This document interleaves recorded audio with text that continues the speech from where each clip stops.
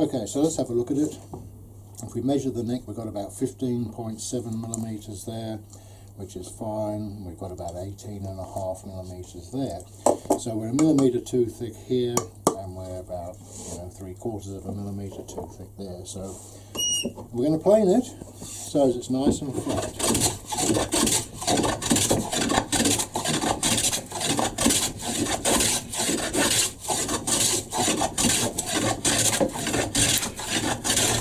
Plane's a little bit too heavily set, so I'm going to take the blade in a little bit.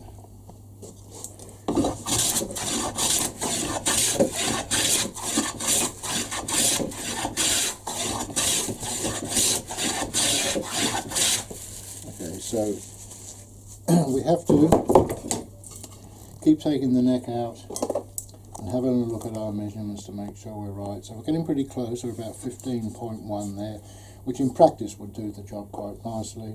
We're still 18 up here, so it's still a little bit too thick down this end. That's not super essential at this stage because the back of the neck obviously has to be shaped, and we can adjust the thickness as we do that. What we're trying to do is get an approximation at the moment.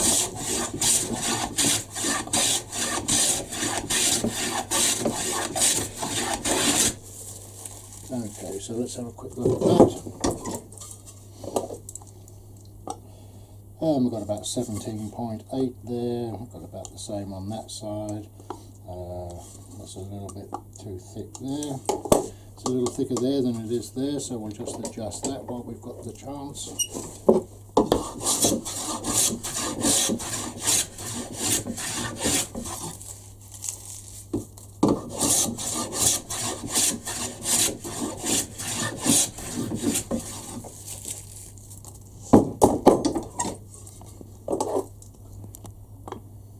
And that's much better. So, what we've got to do now is to make sure there's two areas that count. There's this area here, which we need to make sure is nice and flat and square, because it's got to take the scarf joint, like so. And this area down here, where we made that pencil line with the assumption of the 9th fret position, to make sure the area behind that is nice and flat and square, because it's going to take the heel block, which we have here. That will be stuck like so. Now, interestingly, if you're not using a solid heel block like so, and you're going to laminate the heel, then your neck will need to be in the region of 1 meter long. This neck started out at about 650 millimeters. Because I'm using a solid heel block, therefore I don't have to laminate it, the neck can be shorter. So, we're going to have a quick look at this, and it's never perfectly right after you've planed it, and so we're just going to do a little bit of scraping on it.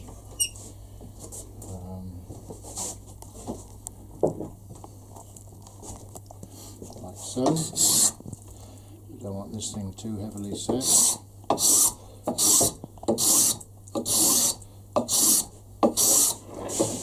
Get this one done too.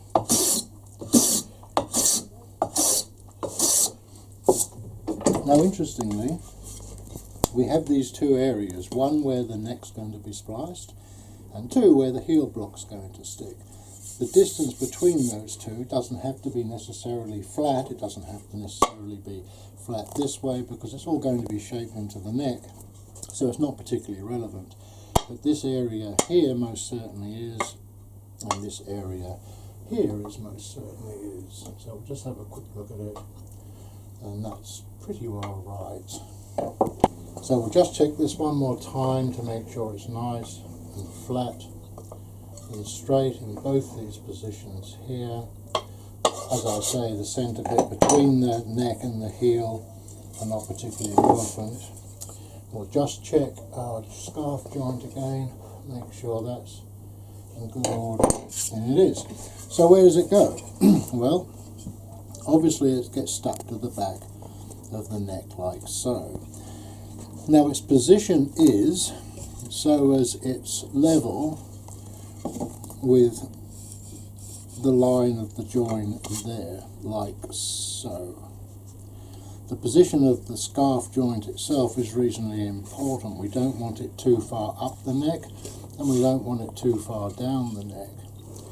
We'll talk about that a little bit later. So we're going to stick it like so, so as it's level with this point here. And that in fact is going to put it in its right position. So how do we stick it? Well, the first thing I bother to do, once I get it in the right position like so, is to make a mark, or 2 or 3 marks across like so. Because now, when we come to glue it, if it slips, I can tell it's slipping by looking at those pencil lines. They should line up, something like that. Okay. The point is that if we try to stick it like this when the glue's on it, it will slip. It always does, and it always will. So we've got to stop it from moving. There's 2 ways, probably half a dozen ways of going about it.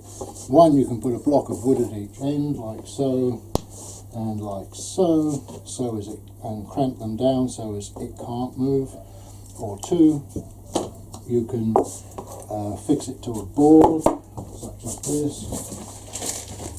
I'll do it this way just to demonstrate it.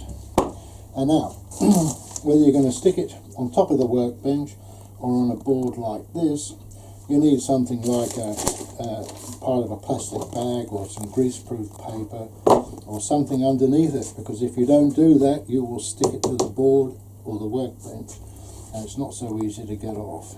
So we can cramp it in position.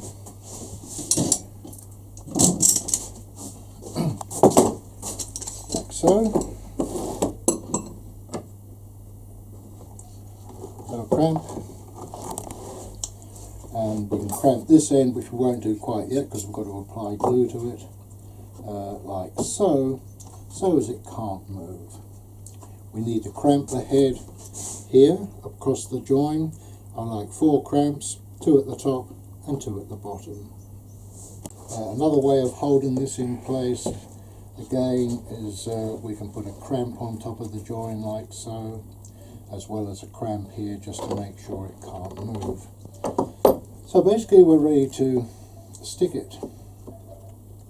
We know where it goes, we've marked our pencil lines there. So again, I'm going to use Titebond for this job. Normally I would use hide glue, but I don't have any mixed up just at the moment. Now, point number 1 is we don't want gallons of glue all over this. I didn't quite put enough on then. I'll put a little bit more on. That should do the job. It's only going to squeeze out, so basically what we want is a bit like that, just a nice covering of glue over the face of it. We put it on there and make sure it's lined up with our pencil lines here. Now we can put these cramps on just to make sure it can't move, so we'll put this one on here. The pencil lines are a good idea because we can instantly see if it is slipping, which of course basically it can't do with these cramps on. So there we go, we can either put a block of wood at each end and cramp between them, or we can use a board such as this, which we've done. So now, a couple of bits of, I use ebony offcuts of old fretboards just to protect the neck while we put our cramps on. So, I'll put one down there, like so.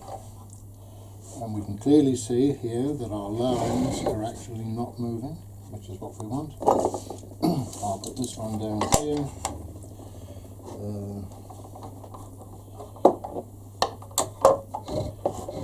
Like so. And we'll put a couple on the top side of it, just to make sure we get that nice glue squeeze out along our join. We should also have glue squeezing down oops, the join on the neck.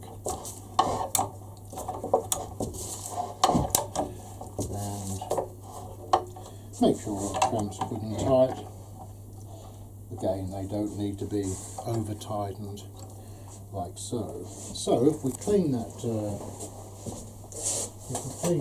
glue off the top here, we will see our pencil line that in fact the neck hasn't moved, because of course it can't be pulled down like that. So there are just two ways of joining the head. As I say, a wooden block at each end, cramp to the bench so as the neck can't move, cramp it to the bench such as this, or on a piece of wood such as I have, and that will do the job. The head can't move, it's in the right position. We'll talk a little bit more about its right position next time. If you remember, we left the head about 20 millimeters thick. Now, in practice that's still too thick, but we've got to take into account that the top of the head, this side of it, needs to be dressed yet in order to take the head veneers. So all that we'll talk about next time. But for the time being, all we can do is leave it and wait for the glue to dry.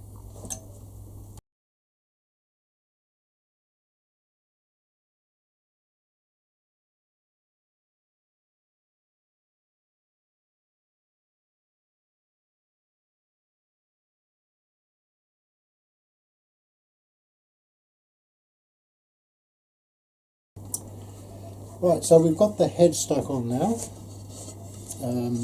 We let that dry overnight because it was getting late in the day. Now you remember originally when we did the scarf joint, we thinned the head down to 20 millimeters thick. We've now stuck it in place, and we need to dress the top of the head here, which I've already done. And in doing so, we need to reduce the thickness of the head down to about 18 millimeters.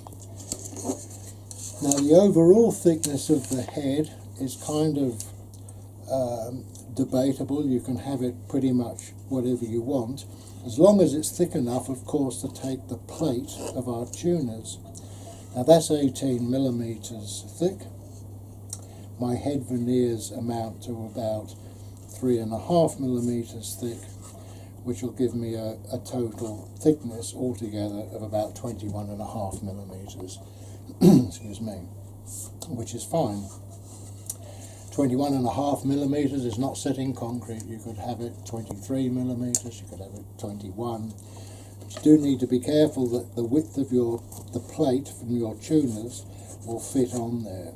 Other than that, the thickness is not really of any interest to us. You might notice there's a piece missing out of my head veneer. It's because I use the offcut from the back. If the back is wide enough, then I take that piece and use it for my head, like so. So we thin the head down to 18 millimeters, and in doing so we've dressed this face here, which we had to do after sticking the head on. You'll notice that when we started, our center strips were pretty much at the beginning of the scarf joint, which was there. In thinning the head down to 18 millimeters, we've moved the point of the nut back to here.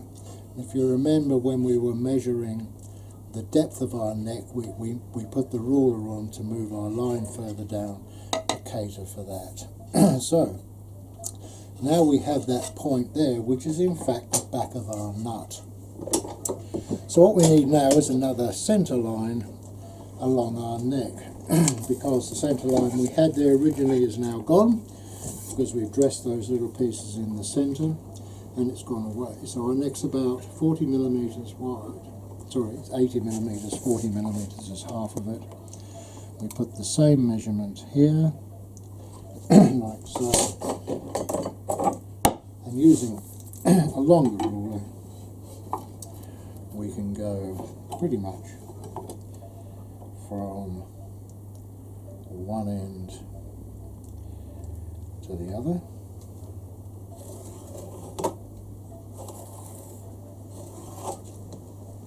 Like so. Which gives us our centre line right through the head and right down the neck. Now if we use a protractor, excuse me, on our centre line, like so. We can make sure that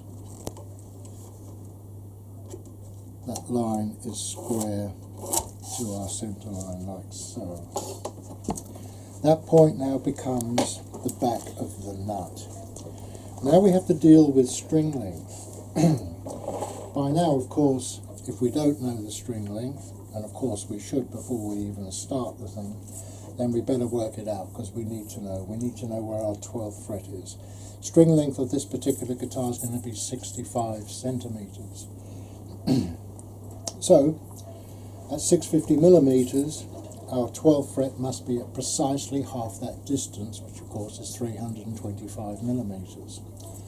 So, if we measure down from this line, which let's remember is the back of the nut, we want 325 millimetres plus the width of our nut.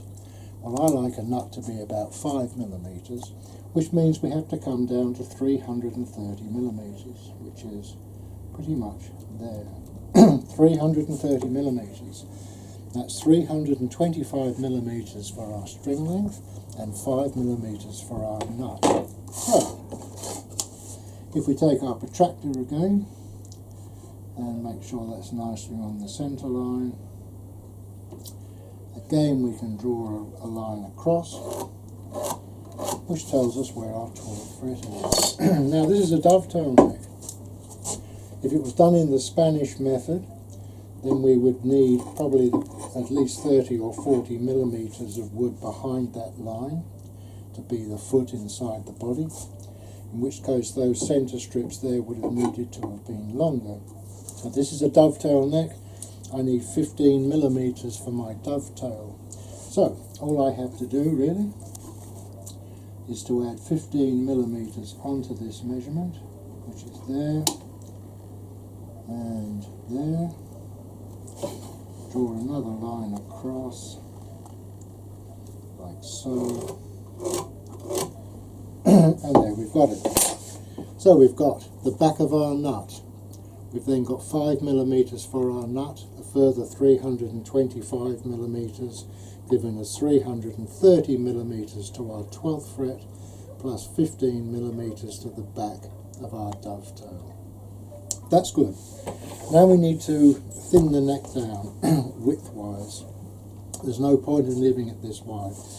So the width of the neck largely is determined by the player. The person ordering the guitar may have their distinct idea of the width they want the neck. Most necks would be pretty standard at 52 millimetres at the nut, which is what this guitar is going to be. A guitar fretboard, if it's 52 millimetres at the nut, would be 62 millimetres at the 12th fret. If it was 50 at the nut, it would be 60 at the 12th fret. It's approximately 10 millimetres wider at the 12th fret than it will be at the nut. So, it'd be a mistake to cut this neck down precisely to 52 and 62. There's an age-old saying that says you're better off looking at it than for it. So we're going to make the neck a little bit wider. The neck has to be shaped, the fretboard has to be go on. We're better off with a little bit of extra there to play with when the time comes. So I'm going to make it 54, 64. I'm going to add on 2 millimetres all the way down. So we want 54 millimetres here.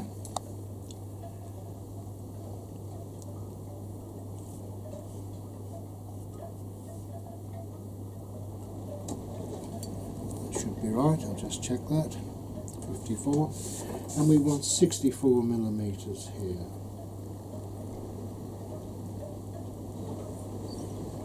Now that's going to give us approximately 2 millimetres extra all the way down the neck.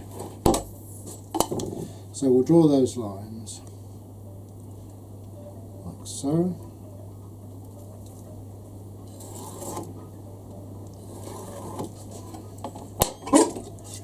Turn it around, and we'll draw them on this side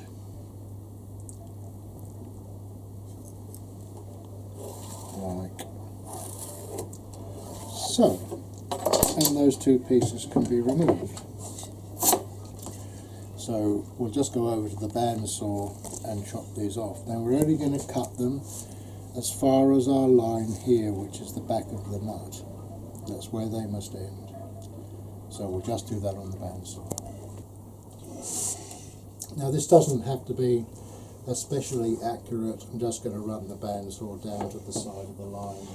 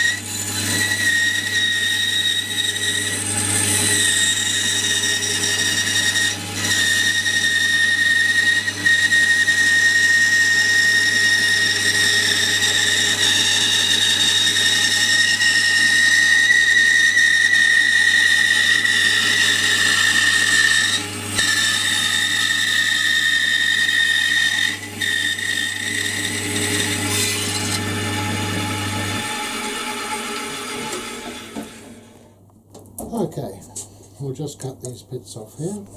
We'll just square this line down the edge of our neck, there and there, so as we know where we're going to cut, like so, and we'll just cut these pieces off.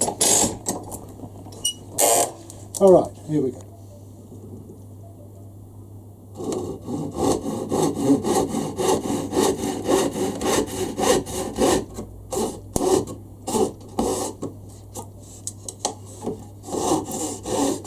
Do be careful that you don't cut too far, because you don't want to cut too far into the neck at this point. We've only got 1 millimetre each side to play with, so just gently cut down until the piece comes along.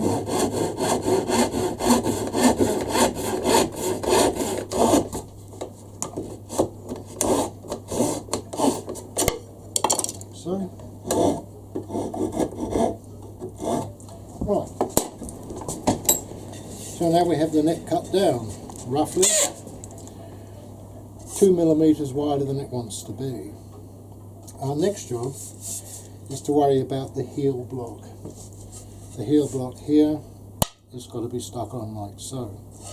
So, generally speaking, and these measurements are really up to the individual maker, but the heel block would start something in the region of 55 to 60 millimetres in front of the 12th fret, which is there. There's the 12th fret. So we'd want to be about 60 millimetres in front of that point is where the heel would start. If you remember, we measured the thickness of the neck at the 9th fret, which is just forward of the heel. So, our dovetail's 15 millimetres. Our heel block needs to be 60 from the 12th fret. Therefore, if we've got a heel block that's 75 millimetres long, I don't know if you can see that too well, but that's about 75 millimetres long. You know, within a reason, 1 millimetre here or there is not going to make any difference. If we cut our neck off at the back of the dovetail here, that's why we put that line there, and then stick our heel block in line with the end of the neck, it'll be in the right position. I'll just go and cut this off and it'll make more sense.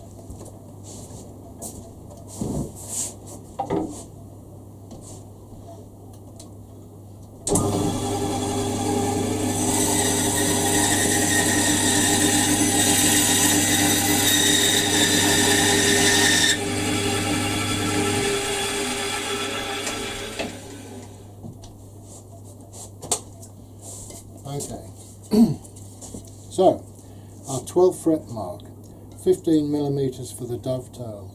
That's 75 millimetres long, which is 15 millimetres for the dovetail and 60 millimeters for the heel to be in front of the 12th fret, or thereabouts, depending on how you like to shape it. So our job now is to stick the heel block on reasonably flush with the end of the neck like so, and that's simply where it goes. If we have a look at this neck, this is precisely what I've done in this instance. There's our 12th fret, there's our 15 millimeters for the dovetail, there's our heel block stuck on underneath it. So that's what we're going to do here. But before we do it, I want to just mention something about our head veneers. So, as we've already discovered, I've got head veneers somewhere in the 3 to 3.5 millimeters thick. We now know where they go. They go where that pencil line is, where the back of the nut is. But one thing we have to be a little bit careful of is when we stick them on such as that, like so, that point there, the end of our head veneers, needs to be at 90 degrees to our neck, like so. So that's square, so as our nut's going to sit against squarely. So if you can see the angle that's been cut at. So what's that angle? Well, it's 14 degrees, because that's the angle of our neck. So is that square, like so. So 90 degrees to the face of the neck, like that. That's important. If we don't do that, it'll have to be trimmed up at a later date, which is not quite so easy, so it's easier to do that. Another thing I might like to point out before I stick the heel block on is when we stick this on, it's going to slip, like so. So one simple way of stopping that would be simply to cramp a piece of wood along our line like that, so when we stick that, it can't move. So you cramp that in place, you butt your head veneers up and cramp it in position, and you'll find it won't be able to move. Because otherwise it's going to want to slip. The same as this heel block's going to want to slip, because our neck is now at an angle. It's wider there, getting thinner as it moves down. When we try to stick this on like so, it's going to want to slip down the neck, like that. So, the way to do it, the way I do it, is I put it in the vise. So we'll just set the vise up. I have a couple of bits of off-cut ebony from fretboards just to protect the neck, like so. And we'll run through it. I'll just get a couple of clamps. These two will do nicely, like so. So we've got some glue. Again, as with the head, when we do the scarf joint, we don't need to flood this thing with glue. It's only going to squeeze out and make life more difficult for us. Just a bit of a covering. I mean, that's tons on there now, probably a bit too much as it turns out, but that's tons. So, because of the nature of the way the heel is cut, this doesn't have to be precisely the same width as the neck. As long as it's somewhere in the centre of it, you'll find it's tons wide enough. Heel block generally I cut is about 60 millimeters wide. Sometimes a bit narrower, it depends on the wood I've got to play with at the time. So I'm going to put this under there to protect it from the cramps. I'm going to put this on top to protect it from the cramps. And we're going to pop it in the vise, like so. One has to be a little bit careful because, as I said, this will want to slip. And we need to make sure, whoops, there we go. Need to make sure it doesn't. So make sure it's in place. Do that up a little bit like so. Let's move that a little bit. I might just alter that. It's gone a bit too far. Like I say, it doesn't really have to be in the centre. It's tons wide enough the way it is, even though it looks a little narrow, it's not.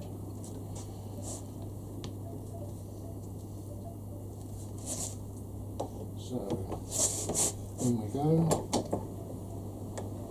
like so. Pop these cramps on to make sure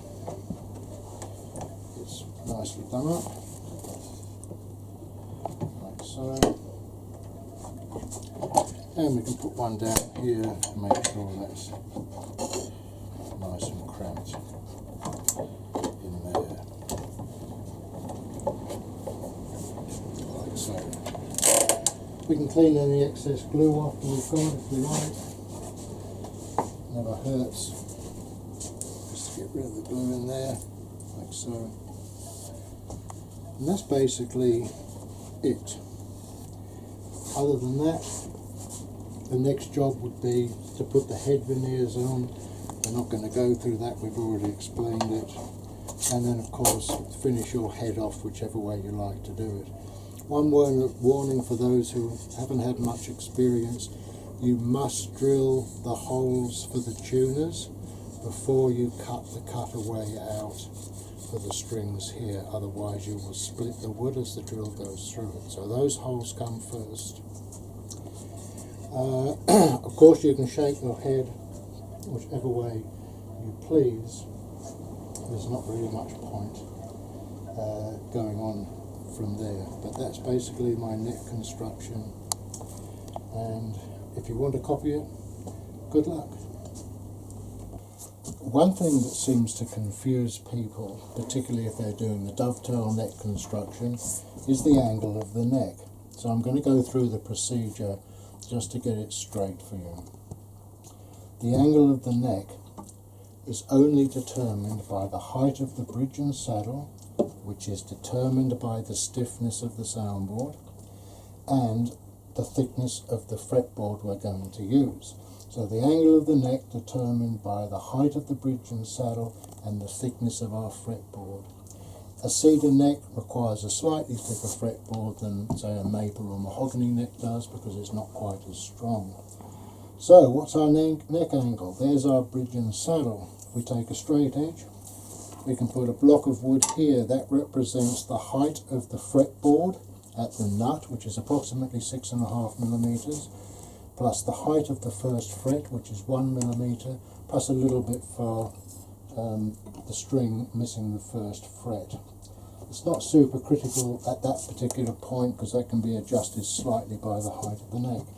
One useful gadget is a block of wood with a slot in it, like so.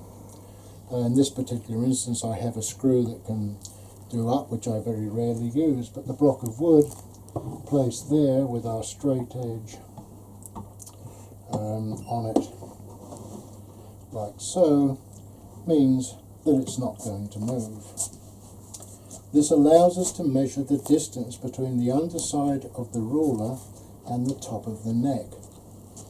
Now we know that our string action on the 6th string is approximately 4 millimeters above the fret, or in fact slightly less, but for the sake of the setup 4 millimeters will do fine. Plus a millimeter for our string, plus a millimeter for our fret, means we're looking at about 5 millimeters. So 5 millimeters plus the thickness of our fretboard, and I like the fretboard to be about 7.5 millimeters at the 12th fret. So 5 plus 7.5 equals 12.5. I have a piece of wood that's angled like so, and on it I have various measurements so I know the height of that piece of wood. That point there is 12.5 millimeters. So we need to slide this under until it touches there. So at the moment my gap's too high, but I can adjust it by turning this down here.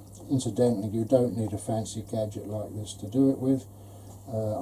So there we are, 12.5 millimeters. Having set that, we now have the angle of our neck to the body. So a bevel such as this, placed on top of the neck and made to line up with our body, will give us our neck angle. There we go. It's as simple as that. The neck angle is not set to anything other than the height of the bridge and saddle and the thickness of the fretboard we require. I've had many people come here who have made a guitar and have bridges miles too high or miles too low, because they've been instructed to make the guitar and then work out how big their bridge and saddle should be. That is completely the wrong way around it. The bridge and saddle height is set to the stiffness of the soundboard, no other reason. So, that being the case, we set the neck up like so, as I've demonstrated. That's the way it should be done. The actual angle of the neck I don't know, and not much do I care. It's perfectly correct to the height of the fretboard I want to use and the height of my bridge and saddle.